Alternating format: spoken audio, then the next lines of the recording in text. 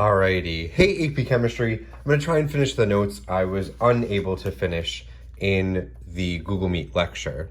So the last thing I talked about was on this page, which is page 14 of the chapter 3 notes. And I walked you through how to calculate percent composition, and we have this equation. And then I also talked about how that percent composition can be used as a conversion factor, meaning for every 100 grams, so if I'm looking at this example here with MgSO4, for every 100 grams of MgSO4, there's 20.2 grams of Mg. Where'd I get 20.2? That's the percentage. Remember, percentages can be over 100, right? So I calculated from the molar masses and the molar masses of each element, the percent composition of each element, and you could do that. You could also be given mass data. So I can also calculate percent composition using this equation. Mass of the element in the compound over the total mass of the compound times 100%. So if I have a 5-gram sample of calcium chloride, CaCl2, remember metal and the non-metal is IDE. Metal is calcium, non-metal is chlorine, changing ending to IDE. Calcium is not a transition metal, it's in group 2, so it doesn't need a Roman numeral. This is calcium chloride. Just a little aside, and if you don't know how I named that, you're gonna wanna rewatch our lecture notes in which I talked about ionic compounds. A 5-gram sample of calcium chloride was found to contain 1.805 grams of calcium. What is the percent composition of each element? So let's do the percent composition of calcium. I have the mass of calcium. It's 1.805 grams calcium over the mass of the sample of CaCl2 is 5 grams. 5 grams of CaCl2. So mass of the element over the total mass of the compound times 100%. And that equals 36.1% calcium. How can I figure out the percentage of chlorine?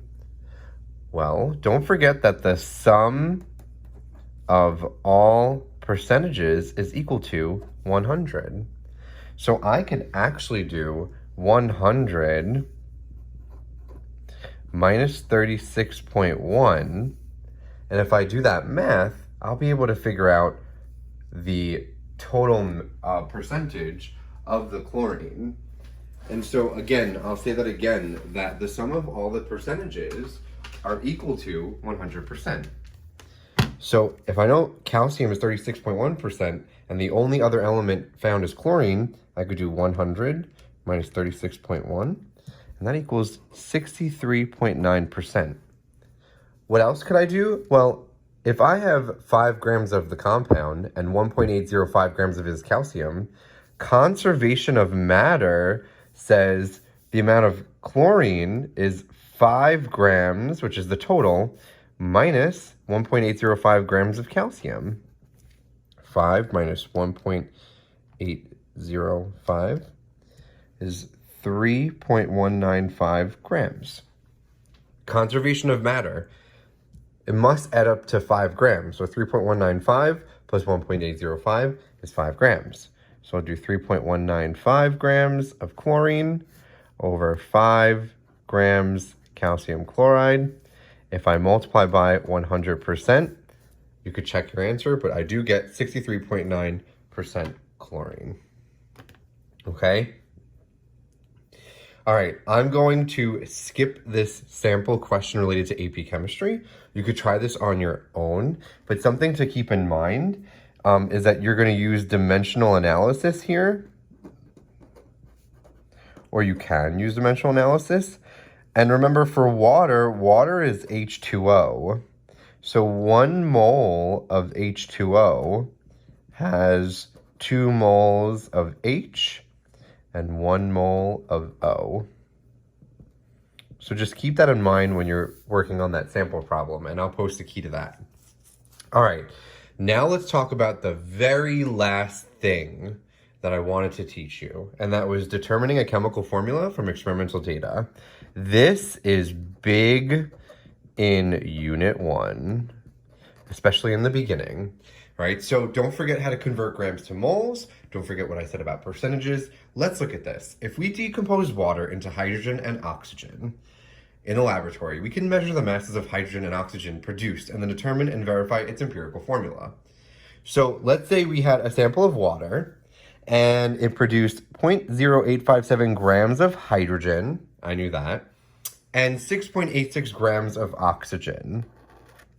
I knew that. Well, what can I do with this to figure out essentially the ratio of hydrogen to oxygen for an empirical formula? How can I figure out the ratio of hydrogen atoms to oxygen atoms in a compound? Well, first, I'm going to start with, and this is a sample, and you'll see a procedure on the next page. First, I'm going to start with converting grams to moles.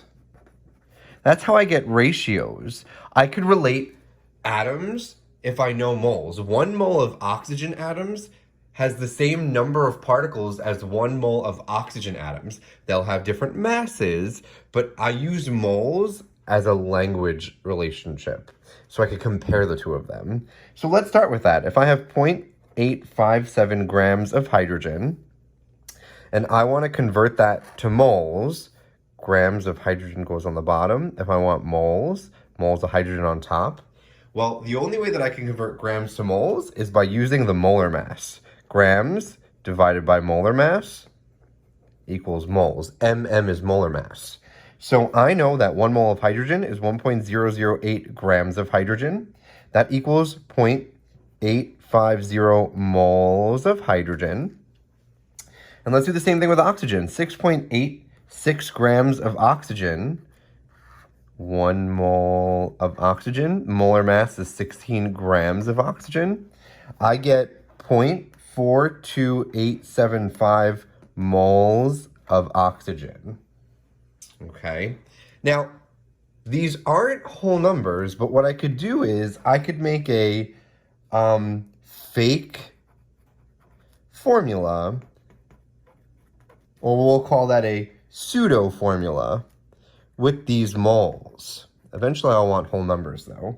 So I'll have H.850, I'll pretend like that's a subscript, O 0.42875, right? So for every 0.850 moles of hydrogen, there's 0.42875 moles of oxygen. Well, I want whole numbers.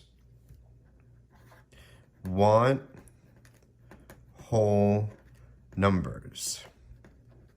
And in order for me to do that, I got to compare how much bigger or smaller one number is than the other. And in order for me to do that, if I want whole numbers, I'm going to divide by the smallest moles, or we'll call that the smallest number. And so between these two, the smallest number is 0.42875. I could clearly see that. So divided by 42875, divided by 42875. Well, 0.42875 divided by itself is 1. So now I'll get 1. 0.850 divided by 0.42875. If I divide those, I actually get 2. H2O1, which is just simply H2O. I just walked us through 3 basic steps in order to use experimental data to determine a chemical formula. The ratio of hydrogen to oxygen is 2 to 1. Look at this, I have twice as many moles of hydrogen as I do oxygen. So that means all of my molecules of water in this sample, there are twice the amount of hydrogens as there are oxygen. And so now let's look at this procedure on the next page. I have it all typed up and written out. This is just like from your textbook. So procedure for determining an empirical formula. Write down the given masses of each element present. If you are given mass percent composition, assume a 100-gram sample and calculate the masses of each element from the given percentages. That is like what I said on a previous page, that we could use the percentages as conversion factors. So if I have these percentages, I could pretend like I have 100 grams and turn those percentages into grams. All right. Then you convert each of the masses into moles. Grams divided by the molar mass from the periodic table is equal to moles. You write a pseudo formula, which is what we did. Then divide by the smallest subscript. If the subscripts are not whole numbers, multiply all the subscripts by a small whole number to get whole number subscripts. And they have an example of fractional subscripts here. So let me do each of these examples. Okay, so example 1, a compound containing nitrogen and oxygen is decomposed. It produces 24.5 grams of nitrogen and 70 grams of oxygen. So I have 24.5 grams nitrogen, 70 grams oxygen. And don't forget that the molar mass of nitrogen is 14 grams per mole approximately, and the molar mass of oxygen is 16 grams per mole. Okay? And so now convert each of these masses into moles.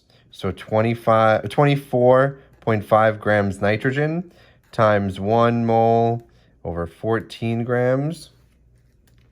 So 24.5 divided by 14, I get 1.75 moles of N.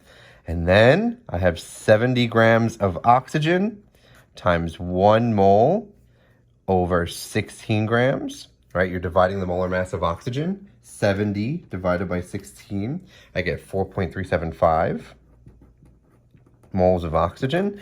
And now we use these as like a fake formula. N 1.75, O 4.375. And then you divide by the smallest whole number because I want to get the whole number ratio. If I do that, I have to divide each of them by 1.75. 1.75. If I do that, I get N1, and 4.375 divided by 1.75 is actually 2.5. Oh, 2.5. Now this is still not a whole number, right? This is still not a whole number. But if I do want to get a whole number,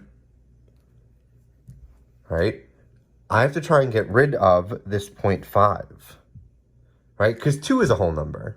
3 would have been a whole number, but 2.5 is not a whole number, and it's in the middle. If I have 0.5, looking at this fractional subscript, I could multiply the whole formula by 2. Multiply by this, 2. If I do that, if I multiply N1 times O 2.5, I'll get N2O5. This is an empirical formula. Still, because 2 and 5 cannot be any smaller. And 1 over 2.5 is the same thing as 2 over 5. Right? I multiply the top and bottom by 2. So this is if it is not a whole number. On the previous page when we did the calculation, it just so happened that these two numbers equaled a whole number. But this is what happens when it's not a whole number. And let's just quickly go through this last column. If I give you percentages of each element, I could turn each percentage into grams. So I have 60 grams of carbon, I have 4.8 grams of hydrogen, and I have 35.52 grams of oxygen. And then I convert each of these to moles. So I'll do 60 grams carbon times 1 over 12, so 1 mole over 12 grams. And then I'll do 4.8 grams hydrogen times 1 mole over 1.008 grams. And then I'll do 35.52 grams oxygen times 1 mole over 16 grams. And now let me do all that math. I'll have 60 divided by 12, and I get 5. I'll have 4.8 divided by 1.008, and I'll get 4.76. And then I'll get 35.52 divided by 16, and I'll get 2.22. And now I'm going to write down a pseudo formula. And I'll get C5H 4.76 O 2.2. and then you divide by the smallest subscript, which is 2.22. If I do that, I'm dividing everything by 2.22, 2.22, 2.22. 5 divided by 2.22, I get 2.2.